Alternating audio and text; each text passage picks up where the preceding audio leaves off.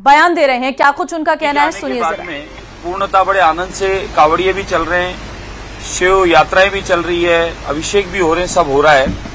अब कल एक सोशल मीडिया के माध्यम से मुझे भी ये वीडियो आया, तो ये दुखद घटना है, इसकी जांच होनी चाहिए और इससे संबंधित अधिकारी वो सस्पेंड होने चाहिए, क्योंकि कांवड़िये काफी दूर से अपनी यात्रा करके आते हैं बाबा को जल चढ़ाने के लिए, अभिषेक करने के लिए, और ये हमारे श्रावण मास की परंपरा भी है। तो इसमें किसी प्रकार का व्यवधान नहीं होना चाहिए। और अगर पुलिस ने भी ऐसा काम किया या थाने के द्वारा हुआ है, क्योंकि अभी सच्चाई पता नहीं है, अभी ये पता नहीं है कि वो पुलिस से बहस हुई है, क्योंकि वो ड्रेस जो दिख रहा है उसमें सिविल ड्रेस में दिख रहा है वो व्यक्ति, तो ये कह नहीं सकते वो पुलिस का ही है कि बाहर का है। हाँ, ये जरूर है कि आपस में कहासुनी और मारापीटी हो रही है, वो ठीक नहीं है।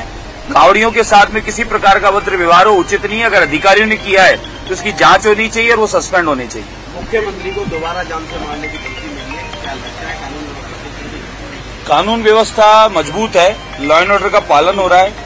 आदरणीय मुख्यमंत्री महोदय जब से आने के बाद पूर्णतः एक्शन में है और उन्होंने माफियाओं का यह राज खत्म कर दिया। जैसा कांग्रेस काल में माफियाओं का यह राज था, कांग्रेस काल में अनगिनत यहाँ पर माफिया पनप रहे थे और बाहर के दूसरे प्रदेशों के माफिया यहाँ पर अपना अड्डा जमा चुके थे। फिरौतियों का काम, धमकियों का काम यहाँ अनलीगल बहुत चल रहा था और हम लोगों की ये पूरे बीजेपी की आवाज थी कि माफियाओं का राज समाप्त हो।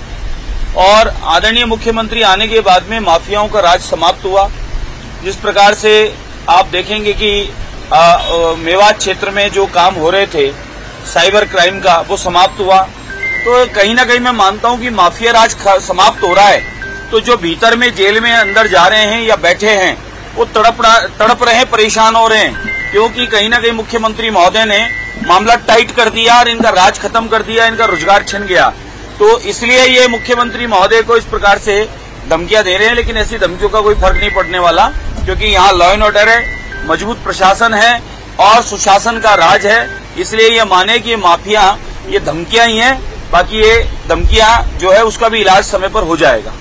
एक राजस्थान के स्कूलों में 5 अगस्त को कश्मीर में धारा 370 हटाने को लेकर स्वर्ण मुकुट मस्तक दिवस मनाया जाए। बिल्कुल अच्छा विचार है, स्वागत है और होना ही चाहिए। धारा 370 हटी है, जो एक प्रकार से भारत में रहते हुए भी भारत में 2 टुकड़े दिखाए जा रहे थे, तो हटने की खुशी है, प्रसन्नता है। आदरणीय प्रधानमंत्री नरेंद्र मोदी जी के नेतृत्व में और गृह मंत्री अमित शाह जी के नेतृत्व में ऐतिहासिक काम हुआ है और इस काम हुआ है तो इसका स्वागत होना चाहिए, इसका उत्सव होना चाहिए।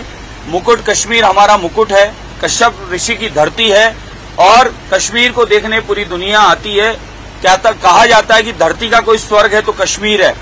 वह कश्मीर पूर्णतः मुक्त हुआ है और कश्मीर में 370 हटी है, तो एक खुशी का दिवस है। तो कश्मीर मुकुट है तो मुकुट दिवस होना ही चाहिए, स्वागत करना चाहिए, इसका हम सबको मनाना चाहिए।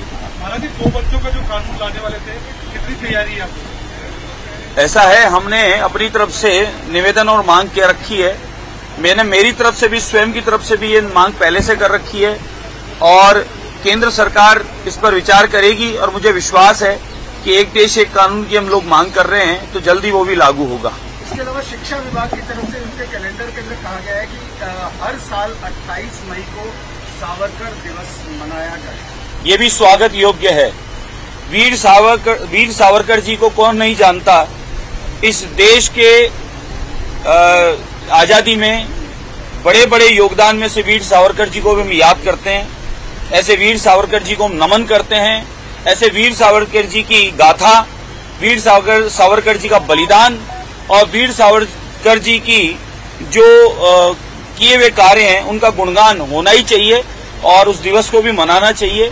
कांग्रेस तो ये चाहती है कि देश की आजादी में जिन लोगों का योगदान रहा, जिन लोगों ने देश की आजादी को देश को आजाद करवाया, समर्पित हुए, प्राण न्यौछावर कर दिए, उन लोगों को नाम नहीं आए। तो कांग्रेस ऐसा चाहती है, लेकिन भारतीय जनता पार्टी वह प्रत्येक आजादी की लड़ाई में जो भाग लिया है, छोटे से बड़ा सभी जाति धर्म का, उन सबका मान सम्मान बढ़ना चाहिए और आने वाली पीढ़ी को इसके बारे में पता चलना चाहिए।